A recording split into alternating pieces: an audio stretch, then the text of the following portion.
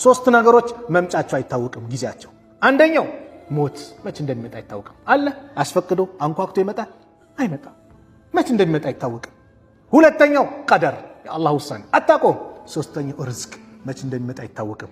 የአልጋ ቁራኛ ሆነ ሆስፒታል ስተኛ ጉልበት ከርቶ ከዘራ ይዘህ መንቀሳቀስ አቅቶ ባለህበት ስትሰግድ በወጣትነት እድሜ አላህ ዘንድ ከተዋወቅ ጤነኛ ሆነ አላህ ዘንድ ከተዋወቅ አላህ መስጊድ መተህ የሰራውን ስራ እዛ ቤት ሆነ ስትሰራው ያንን አጅር አላህ ይጽፍልሃል። ወጣትነትን ተጠቀም እርጅና ከመምጣት በፊት።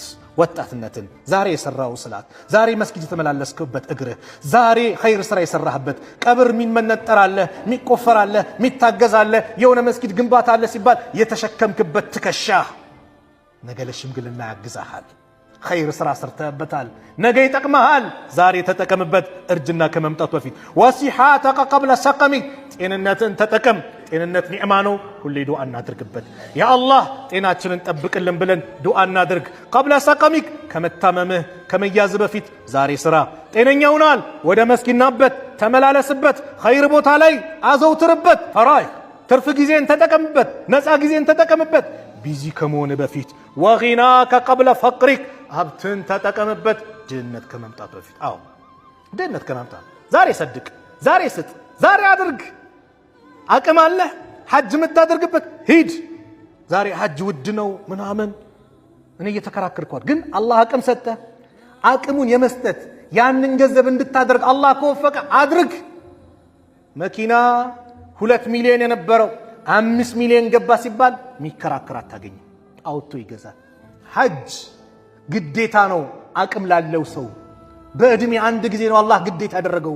በየዓመቱ ግዴታ አላደረገብም። የእዝነቱ መጠን ተመልከት። በዓመት በእድሜ አንዴ።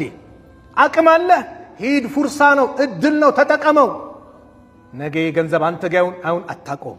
የሰው ልጅ ገንዘቡን ማውጣት የሚመኘው መቼ ነው?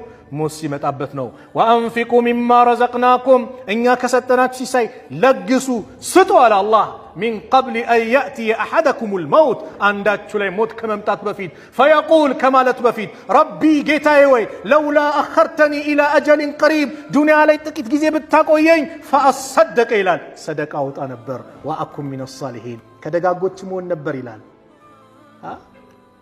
የዛ ጊዜ ላሉ ዑለማዎች ኸይር ስራ ተብሎ የሚታየው ሰደቃው ነው አሉ። ሞት ሲመጣማ ከንብረት 1/3 ብቻ ነው መብት አለ የምትናዘዝበት። ከዛ ውጪ ወራሽ ነው ያንተ አይደለም በቃ። ስለዚህ ድህነትህ በዚህ ይመጣል፣ ወይም በዱንያ ላይ ያለ ከነጭራሹ ሊወድም ይችላል። አታቆም። ዱንያ ዛሬ ብቅ ነገ የምትጠፋ ናት። እንግዶች ናቸው።